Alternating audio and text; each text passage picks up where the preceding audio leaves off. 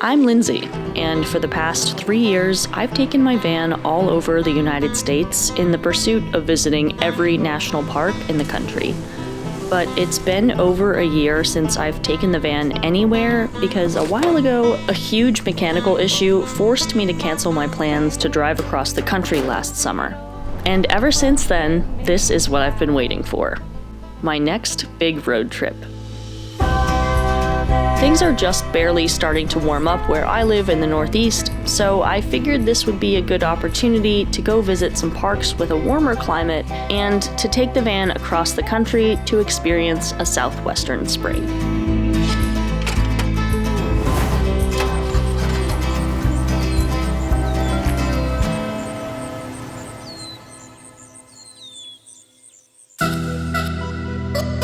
You're joining me just as I'm returning from spending 5 days in one of the most isolated national parks in the country. But before I go any further, I have some chores to do. I left Big Bend this morning and made it to Marfa, basically for a very late lunch. And now I am finally continuing west and north up to Guadalupe Mountains National Park. Before I technically leave Marfa, there is one stop that I am going to make. This is Prada Marfa. This now iconic art installation, fashioned to look like a boutique store in the middle of the desert, doesn't have any official association with the brand. It was built by Scandinavian artist duo Elm Green and Dragset in 2005. Originally, the intention was to have this whole structure decay into its surroundings, but they were forced to abandon that idea pretty quickly. Since then, the building has been designated as a museum and security measures put in place to prevent further theft and defacement. The day this opened, it got broken into. So it's kind of not surprising that they have a ton of cameras literally everywhere now. Just as soon as the novelty wore off, though, it was time to go, because I was in desperate need of an oil change. So I've made it to Van Horn, stopped here specifically to get an oil change. It should be pretty quick, and I'm just really grateful. Dude's really nice, so. Here's where I'll confess to you that despite knowing how easy it is, I have never changed the oil in my van myself. Mainly it's because I don't have a jack or stands, but I want this to be the year that I finally start doing some of that stuff myself. But for now, Leo had me covered, so it was time for my final chore of the day, which... Oh, it's good shit right now, because I went in the grocery store, and I got a serious haul, because, there's not gonna be food available in Guadalupe Mountains at all. And I was like, oh shit, I forgot ice. I had just checked out. And so I was like, oh, maybe I can key it in on the self-checkout. And it was like, oh, assistance needed, whatever. And I was like, oh, so it was like $0 total. And I hit pay. And then it just spit this out. I'm keeping this.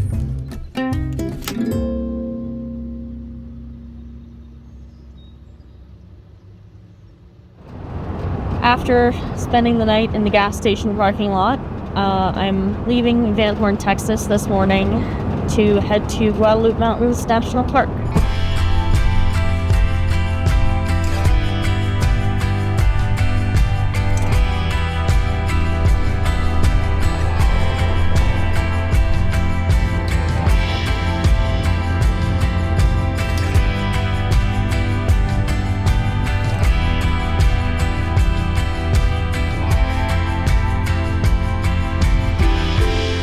I've made it up to the campground here in Guadalupe Mountains. It's really more of a glorified parking lot, but the view is pretty unbeatable, so I don't really mind the trade-off. You might be able to hear outside, but it is incredibly windy here. That's pretty much how it is here all the time, 30 to 40 mile an hour winds. And it is even windier at the top of Guadalupe Peak, which is where I'm headed today.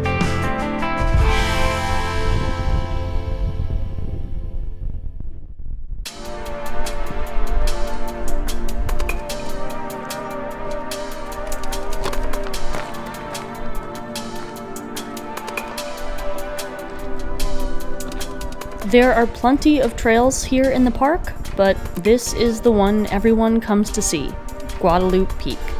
And it was time for me to take a look up there for myself.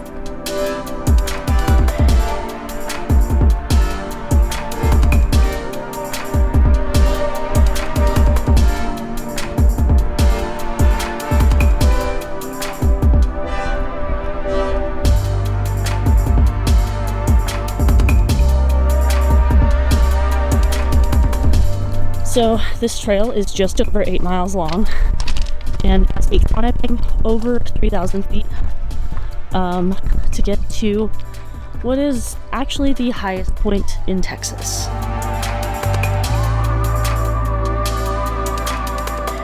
But I still had a long way to go, and pretty much all of it was uphill.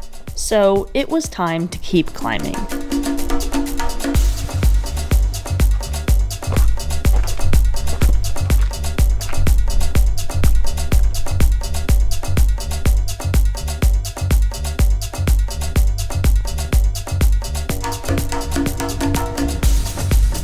So I'm about halfway to the top. I've brought plenty of water with me and taken some breaks, but hopefully there should be a pretty good view up there. But sadly, it looked like I wouldn't be seeing much of anything, because just as I got close to the peak, the wind picked up and fog started to roll in from every side.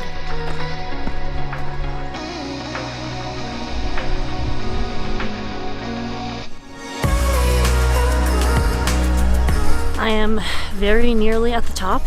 Apparently, this peak is the second windiest in the United States, only after Mount Washington, which I have been to several times, so I guess it's nothing I haven't seen before.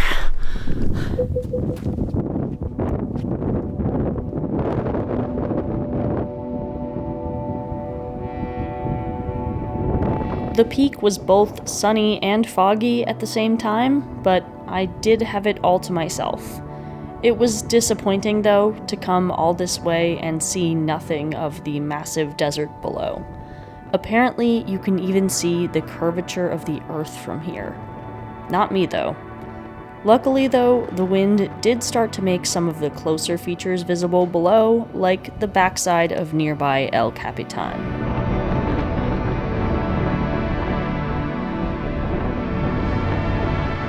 It's windy up here.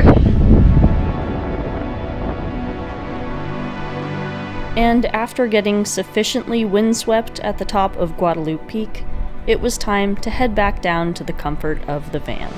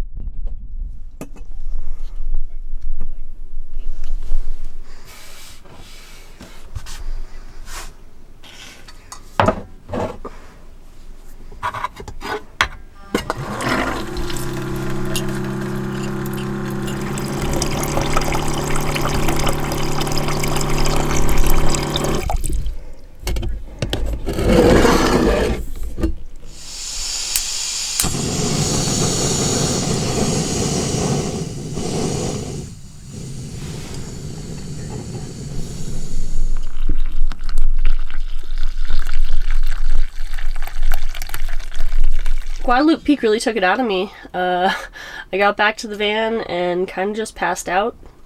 I had meant to make dinner. I had a whole little special thing planned, but that did not happen. So today I'm just gonna hang around for a bit.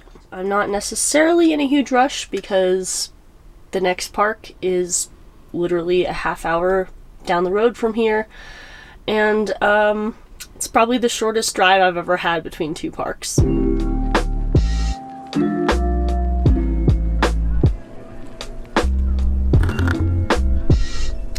Wow. Hello. Are you alive in there?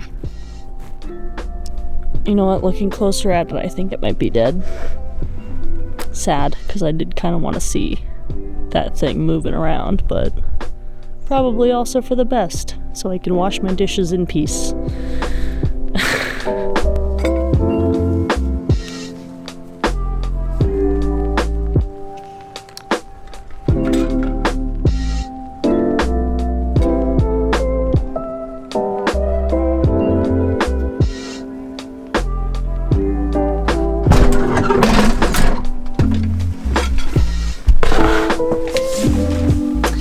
Well, if yesterday was a literal high point in this trip, tomorrow is going to be spent at a literal low point, since I'm headed to Carlsbad Caverns.